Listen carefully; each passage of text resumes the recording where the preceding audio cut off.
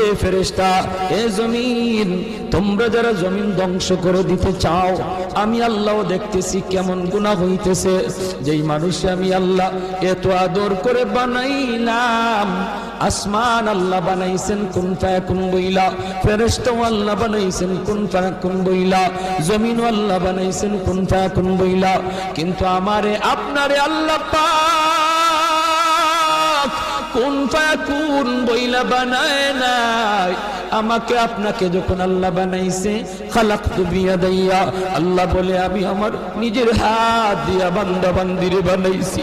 কারণ এই চেহারার মধ্যে এত দামি কপাল, ওই কপাল দিয়া বান্দা আমার কুদরতি কদমে সাজদা দিবে।